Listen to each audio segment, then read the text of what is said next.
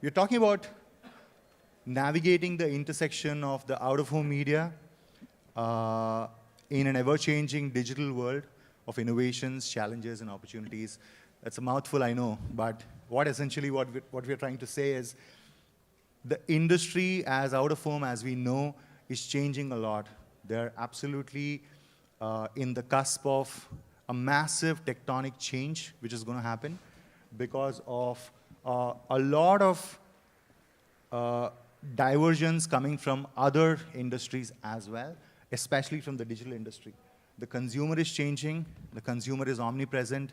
The mobile phones, I mean, we have done to death that conversation about how mobile phones are influencing all of us, everybody in our lives, and how it's going to change, or it has actually changed the way digital companies and consumer companies are trying to address you in the large scheme of addressable audiences.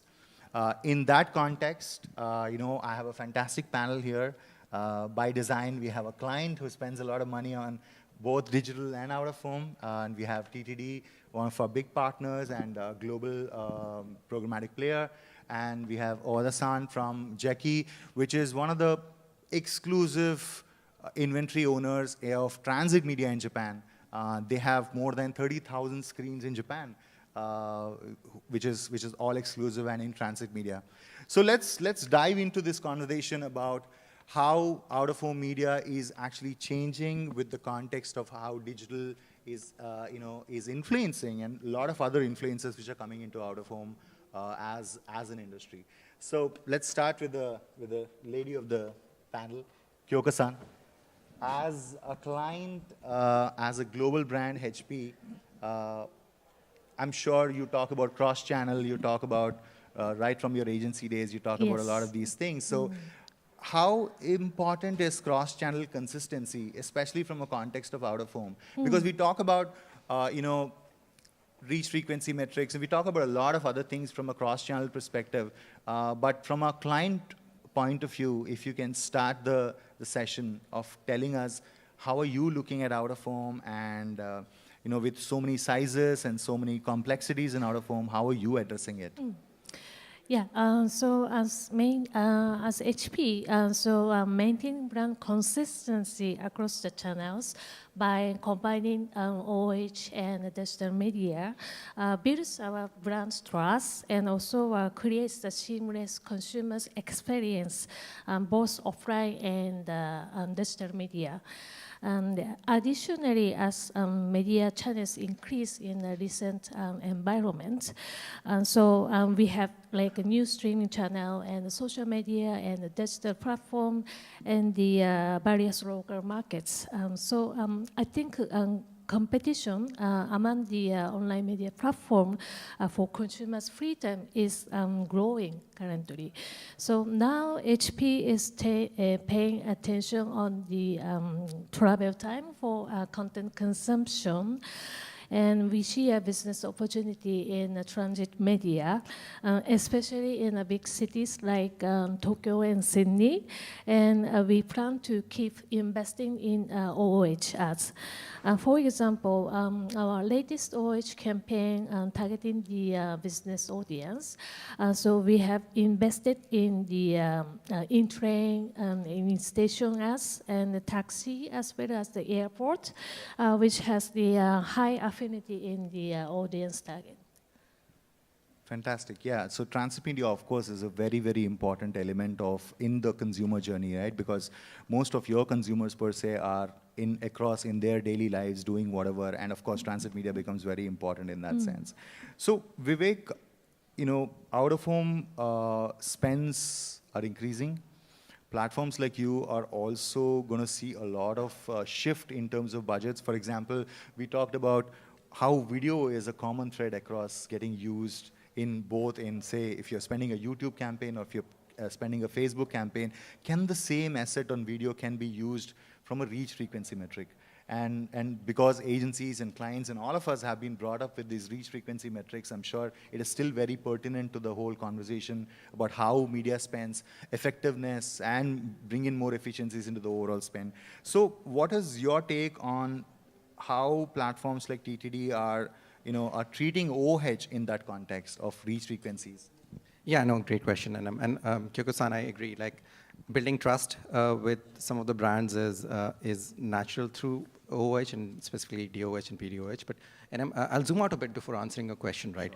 In the morning, we heard from Rachel, right, growth rates across digital spend and programmatic spend on a high level. Now, if you look at OOH, DOH, and programmatic DOH, they represent in many ways the shining lights of spend growth right now, right? We're looking at like 10 to 15% growth rates for DOH, and specifically for programmatic DOH, we're looking at growth rates of around 40% or so, right? And in APAC, a large part of this is coming out of Japan, SEA, Australia, and more recently India as well.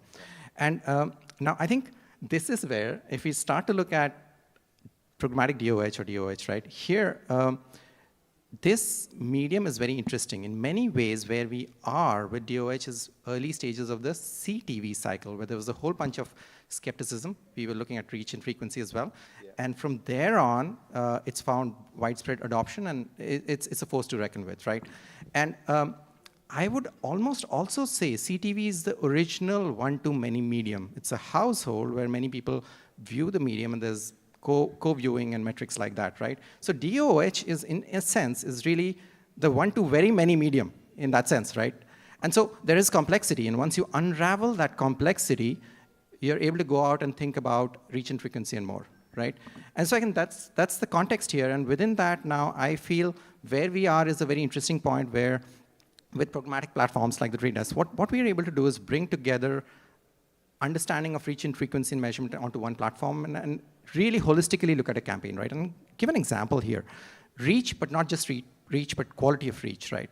So what we did with, and this was Pepsi, and this is a public case study with, in Malaysia, we ran a campaign, which was a DOH campaign, along with other mediums here as well. This was run in central KL, right? Times Square, Bajaya, in case you guys have been there and seen those screens. Now, this campaign was super interesting because we reached about 20% of the overall addressable population in Malaysia and KL just from DOH, right? But not just that, we actually managed to go out and do a brand lift on that. Yeah. So there was this quality of reach, and we saw that like brand consideration increased by 6% or so. So this is a good, interesting example of like scale because of increasing proliferation, but also quality. What does that do for your brand, right? So yeah. Very, very optimistic about this medium. I think the quality of the reach conversation is very important, because unless until there is a BLS to support it, unless until there is a lot of, which are possible right now in even OH. I mean, on Moving Walls, most of the big campaigns we do actually are followed up with a BLS campaign, which is actually proving your point in terms of how we can create quality reach and not just about numbers which used to be there in that sense. Going back to, I think, the transit media example of what Kyoko-san has given. So Owada-san, from your perspective, I mean, you are one of the biggest transit media companies in Japan. I'm sure very soon more countries to follow. So in the context of out-of-home media strategy, what are some of the challenges or opportunities in that area from your perspective, being one of the most exclusive and largest partner, or largest owner of media in Japan, and a country like Japan? Yes. Let me introduce about jeki.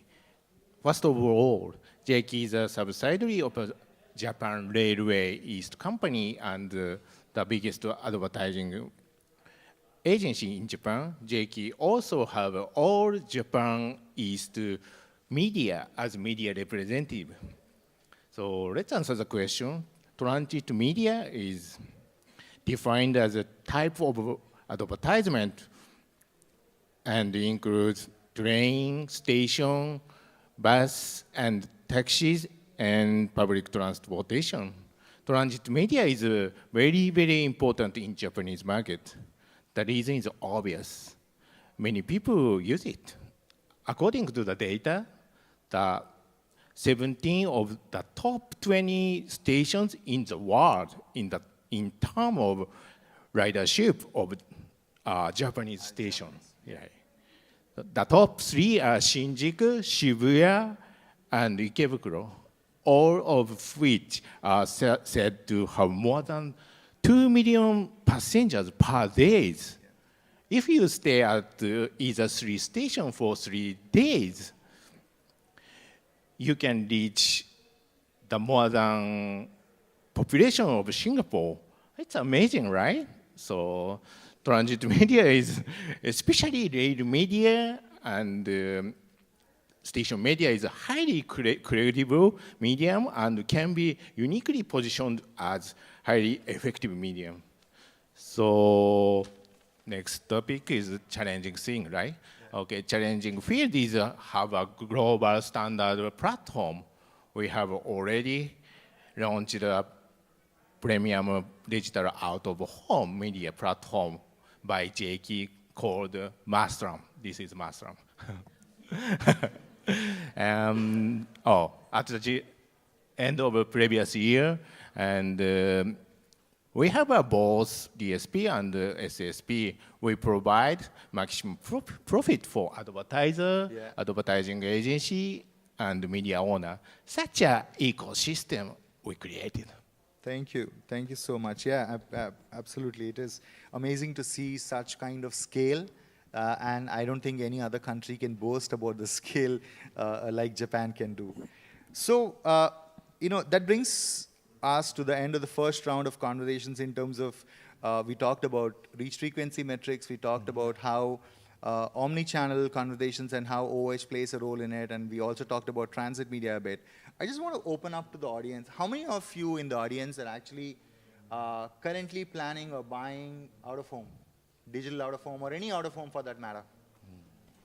Wow. Awesome. I just want to say wow. Okay, that's a good bunch of things. So what is, if anybody can shout, I mean, I can open it. If anybody can say, what is the biggest hurdle right now on out-of-home planning for anyone? Anyone? What is the biggest hurdle right now? Measurement. Okay, that's interesting. Measurement is something which I've heard, which I'll actually take that, back to the panel, and let's talk about that. I mean, let's keep it more fluid and take feedback from the audiences of what they want to hear, rather than what we want to say, right?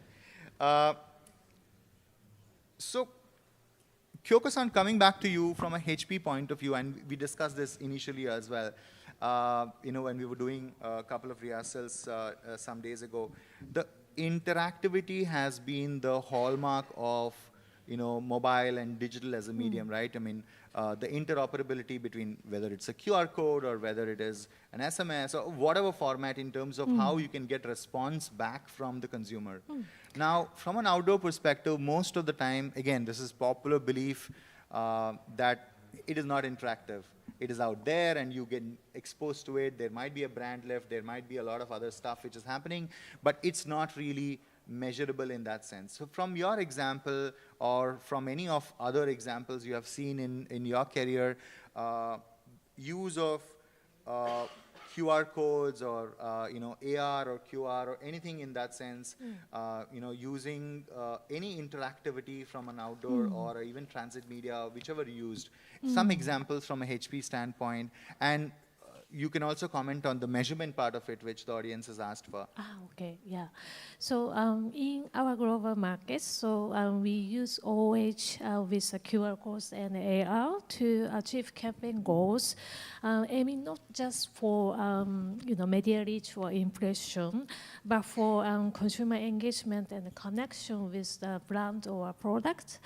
And without QR or AR, we had the normal OOH campaign, right?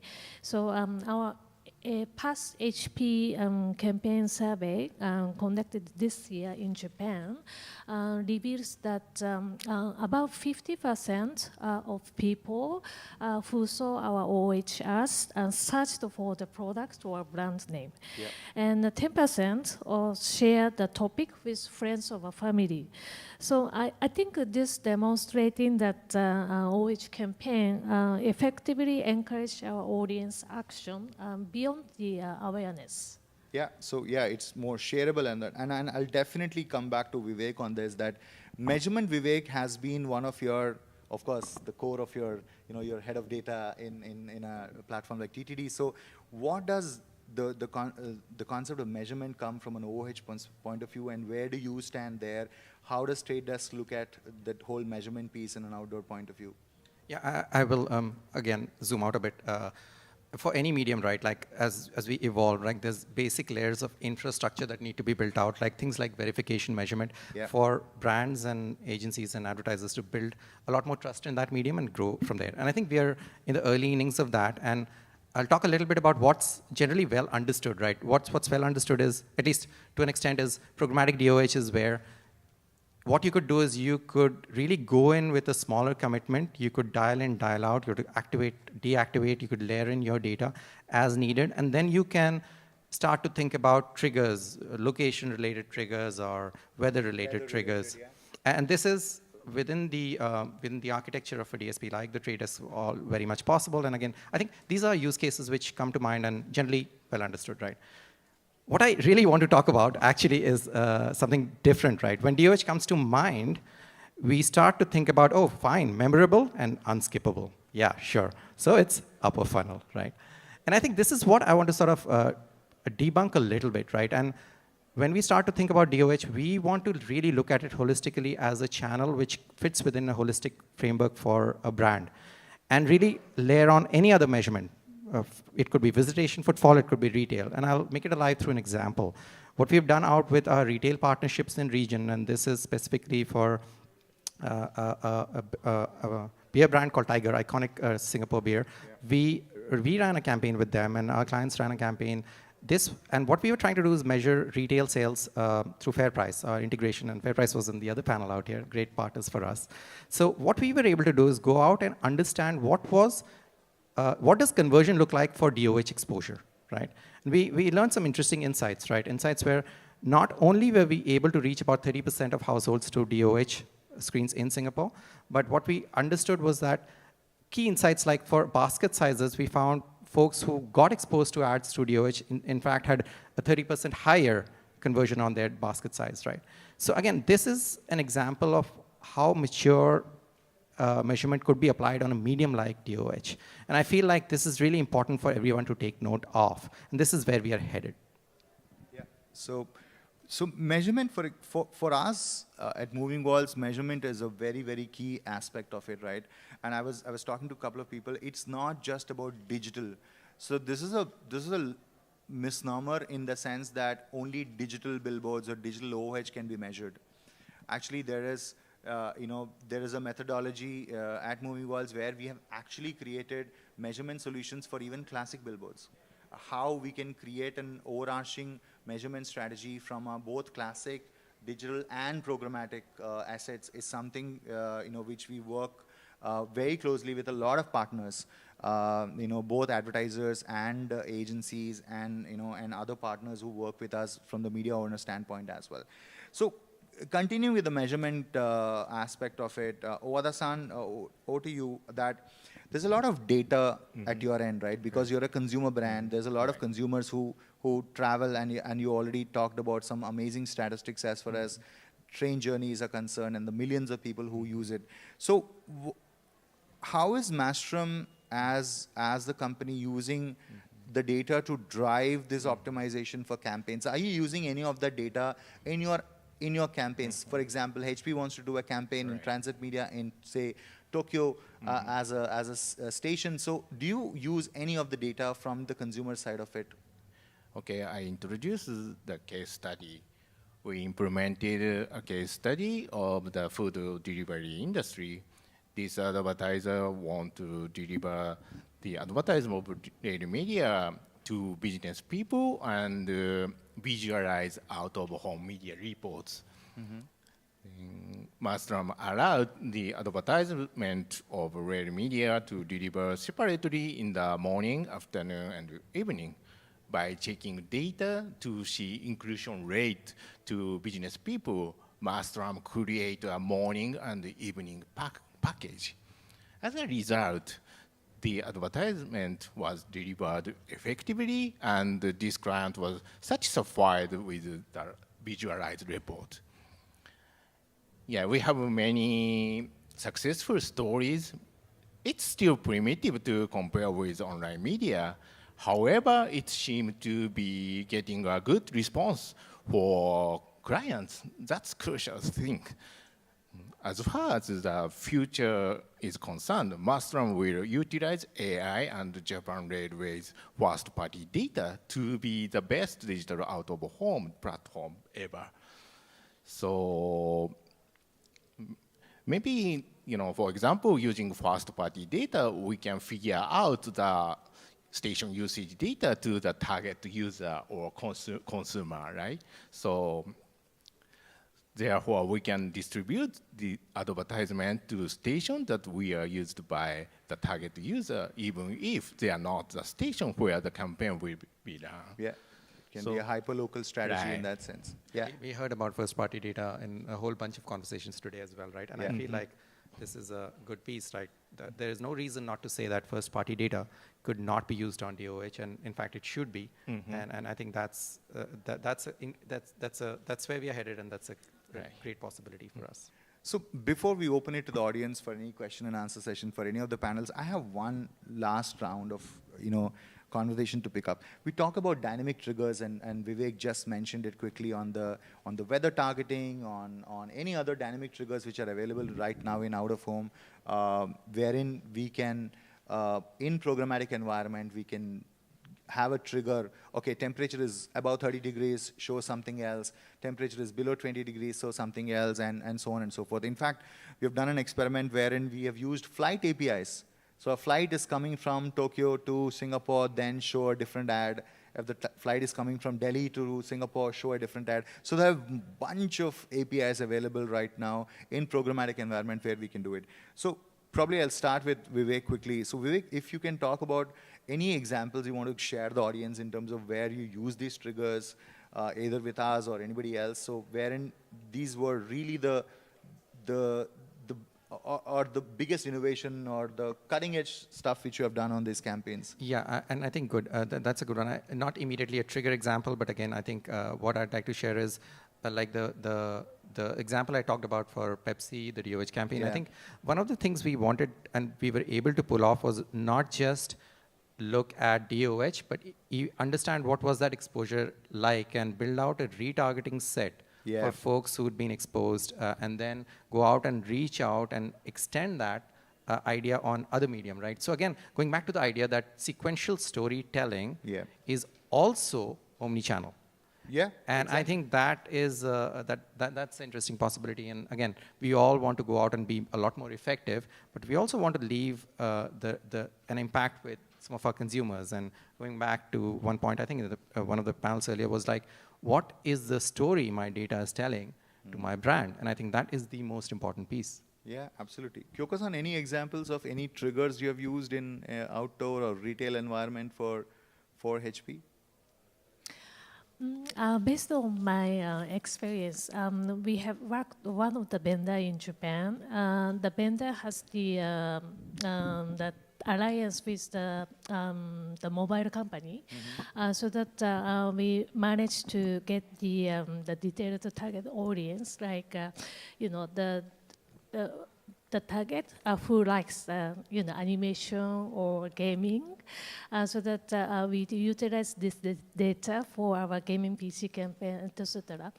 So that I think so OH vendor has the lots of the different option and the opportunity and the brand side to have can implement this kind of strategy to our actual OH campaign. Awesome. Owada-san, any examples, or we can ask some questions from the audience? Whatever you say. We are still working on that. So we have a success story many. So you can come by our booth because we have over there. That's a good segue. Awesome. That is a great timing for everyone. And he knows how to sell. So yeah, opening up, anyone has any questions pertaining to this topic from OH, digital, dynamic content, programmatic, please raise and please state your name and the company, and you can address the question to any of us, or if you don't want to, we'll answer it the way we want to. Anyone? Wow, educated lot. Yeah, sure. We did touch on measurement, but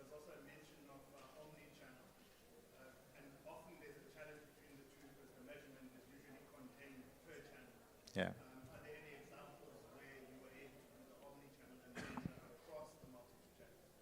Yeah, can I take that? Yeah, please. Yeah, and I think that's a good one. I think that's the key fundamental principle of like how programmatic DOH would fundamentally differ in some ways from DOH as well. And both are great mediums for activation. But what programmatic DOH does is really bring DOH within the purview of any other activation. So what that really means is the ability to understand what is your DOH exposure. So what we'd be able to do is translate out a DOH exposure into an ID set or a universe which can be mapped and compared against any other channel exposure. So again, going back to the Tiger example that I gave, right? Like we were able to go out and do retail measurement, right? But it was not a DOOH only campaign. DOOH was a strategy within that campaign. And so we were able to go out and say, what are our conversions on all the other media that we ran? But because it was being run holistically, in one work stream, we are able to bring all of that together. And what that really means is frequency capping, measurement, targeting, all of those things together in one place. Perfect. Does that answer your question? Oh, yeah. If I may, and again, this is the plugin, again, not getting salesy, but we have a server-to-server integration with retail partners or data partners. What that really means is an SKU level conversion data feed hits the trade desk, which in a compliant fashion, which is available to clients who opt in for that measurement, right? And so that's how we make it possible for our clients. One more question? One more question, anyone? Okay, cool. So I'll be very honest. I've spent almost 15, 16 years in digital, and when I came to an out-of-home conversation, I felt like a kid in a toy shop. You know, it's fascinating. You know, I've learned a lot about digital and programmatic and all of that, but out-of-home, it's really fascinating, and there's so much more to be done in this world, and there's so much intersection between the digital and and this real world. Which is going to happen, and I'm sure there are going to be massive amount of innovations which are going to come in. A lot more of budgets coming from the clients like Kyoko-san, and I'm sure many other clients in the room. A lot of agencies are investing into people who are specialists in out-of-home and programmatic. A lot of platforms like the TTD are coming up and are trying to get their hands into digital out-of-home and out-of-home in general. So all in all, I think we are in a great place. This is just the takeoff point for out-of-home as an industry.